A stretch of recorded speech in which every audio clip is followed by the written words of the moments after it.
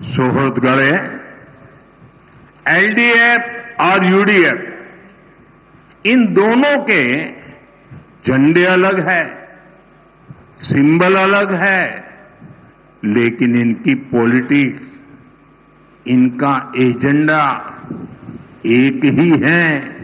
झंडा अलग है, एजेंडा एक है।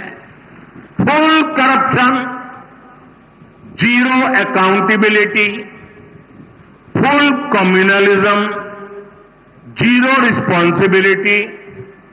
एलडीएफ और यूडीएफ को पता है कि 5 या 10 साल बाद उन्हें ही मौका मिलता है, इसलिए यहां सरकार तो बदलती है, लेकिन सिस्टम वही रहता है।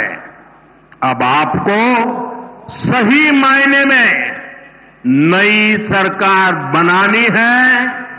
केरला के लिए प्रो पीपल, प्रो डेवलपमेंट सरकार बनानी है, और ये काम बीजेपी, एनडीए यही कर सकती है। പ്രിയപ്പെട്ടവരെ,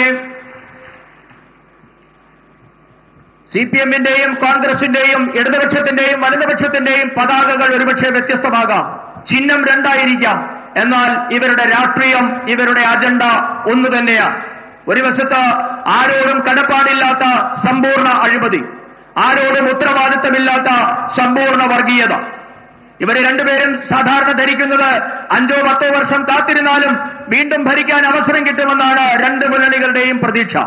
അതുകൊണ്ടാണ് നാളിതുവരെ നമ്മുടെ സംസ്ഥാനത്ത് ഭരണം മാറിയെങ്കിലും സംവിധാനം ഒന്നു തന്നെയായി ഇവിടെ നിലനിൽക്കുന്നത്. ഇനിയാണ് യഥാർത്ഥ അർത്ഥത്തിൽ ഒരു പുതിയ സർക്കാർ ഇവിടെ ഉണ്ടാകേണ്ടിയിരിക്കുന്നു. ജനങ്ങൾക്കായുള്ള ഒരു സർക്കാർ, വികസനത്തിന് വേണ്ടി നിലകൊള്ളുന്ന ഒരു സർക്കാർ ഇനി ഉണ്ടാകേണ്ടിയിരിക്കുന്നു. ആ ദൗത്യം ഭാരതീയ ജനതാ പാർട്ടി, ജനങ്ങൾക്ക് വേണ്ടിയുള്ള സർക്കാർ എന്ന ദൗത്യം ഭാരതീയ ജനതാ പാർട്ടി നിറവേറ്റുക തന്നെ ചെയ്യും.